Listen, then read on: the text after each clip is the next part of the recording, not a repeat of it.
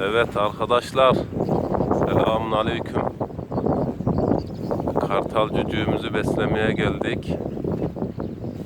Maşallah. Görüyorsunuz kakalarının şeyini. Yuvası şurada.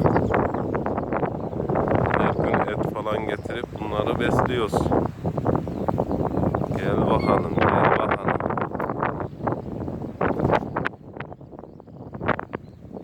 Pişt, pişt, pişt.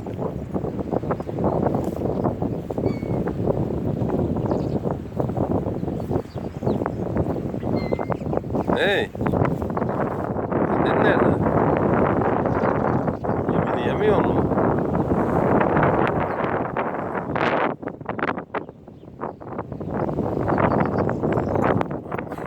Sıkıntı.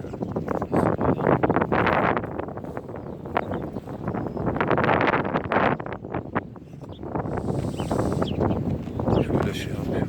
Az kaldı. Düşmesin.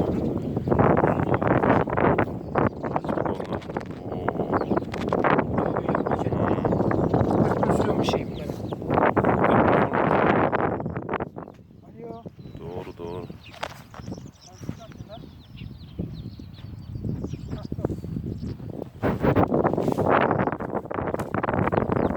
Yuvası.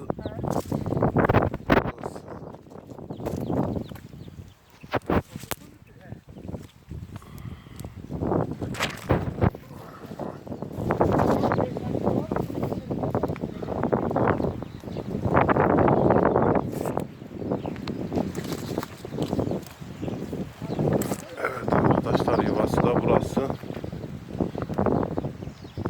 Buralarda da ufak yuvalar var.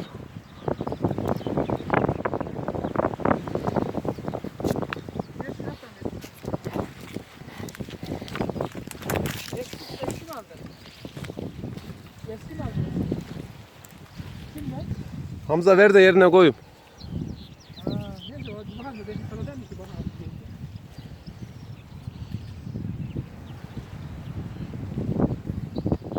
Tamam, o ben sattım da ben şey verdim.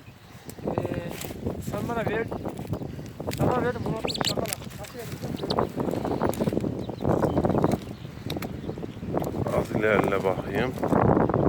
Heh. Düşme.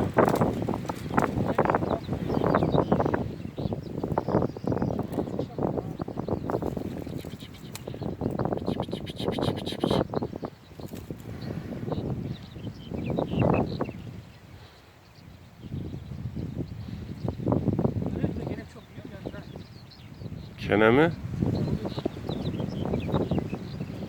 Hemen iniyor. Evet arkadaşlar, gördüğünüz gibi yem falan getirip yediriyoruz. Birazcık et getiriyoruz. Burası.